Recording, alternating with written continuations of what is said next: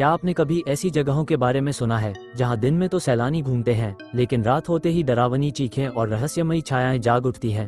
आइए भारत के उन टॉप 4 भूतिया स्थानों की सैर करें जिनकी कहानियां आपके रोंगटे खड़े कर देंगी और रात को सोने न दें।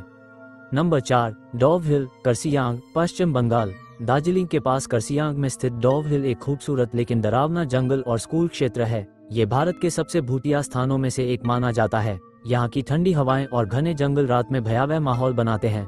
19वीं सदी के अंत में जब ब्रिटिश राज था, डोव हिल एक स्कूल और जंगल क्षेत्र था। किंवदंती है कि इस जंगल में कई लोग लापता हो गए और कुछ ने आत्महत्या की। सबसे डरावनी कहानी है एक हेडलेस बॉय, बिना सिर वाले लड़के की, जो जंगल में घूमता है। स्थानीय लोग बताते हैं कि एक युवा लड़के की हत्या यहाँ हुई थी और उसका भूत अब भी जंगल में भटकता है। लोग उसे पेड़ों के बीच देखते हैं, एक धड़ बिना सिर के जो रास्तों पर चलता है और अचानक गायब हो जाता है।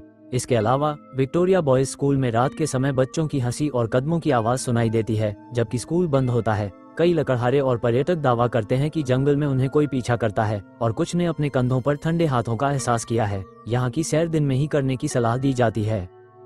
नंबर 3, कुलधारा गांव, राजस्थान। जैसलमेर से लगभग 18 किलोमीटर दूर स्थित कुलधारा गांव एक परित्यक्त और भूतिया स्थान है। ये गांव कभी पालीवाल ब्राह्मणों का समृद्ध गांव था, लेकिन 19वीं सदी में ये रहस्यमयी तरीके से खाली हो गया। आज ये खंडहरों में तब्दील है और स्थानीय लोग कहते हैं कि रात में यहाँ भूतों का बसेरा है।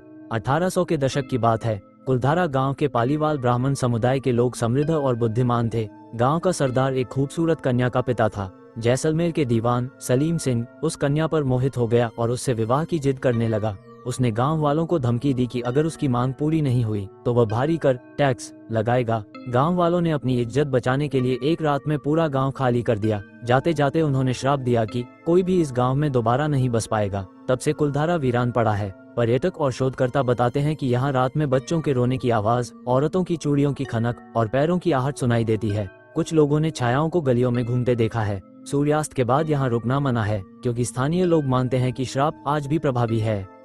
नंबर 2, शानीवार वाड़ा, पुणे। मराठा साम्राज्य का यह ऐतिहासिक किला 18वीं शताब्दी में पेशवाओं का निवास था।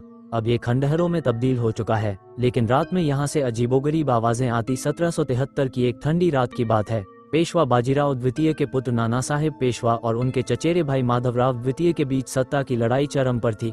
माधवराव ने नाना साहेब की हत्या का षड्यंत्र रचा। रात के अंधेरे में हत्यारों ने नाना साहेब पर हमला कर दिया। घायल नाना साहेब ने अपनी पत्नी और बेटे को बचाने की कोशिश की, लेकिन आखिरकार मारा गया। मरते हुए उसकी चीखें गूंजी, मदद करो, तलवार लाओ। उसके बाद से हर शुक्रवार की रात को किले की दीवारों से वही चीखें सुनाई देती हैं। लोग कहते हैं कि नाना साहेब का भूत आज भी न्याय की तलाश में भटकता है। कई पर्यटकों ने रिकॉर्डिंग में ये आवाजें कैद की हैं। नंबर 1, भांगड़ किला, राजस्थान। ये भारत का सबसे कुख्यात भूतिया स्थान माना जाता है। अलवर जिले में अरावली पहाड़ियों के बीच स्थित ये किला दिन में तो खूबसूरत लगता है, लेकिन रात होते ही डरावनी आवाजें सुनाई देने लगती हैं। यहाँ सूर्यास्त के बाद प्रवेश निषेध है।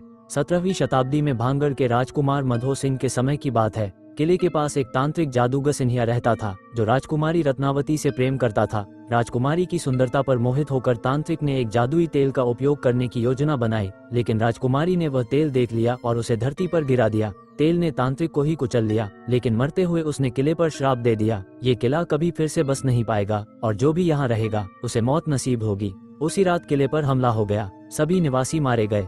आज भी रात में चीखें, संगीत की आवाजें और छायाएं दिखाई देती हैं। साहसी पर्यटक ही यहाँ जाते हैं, लेकिन रात न बिताने की सलाह दी जाती है।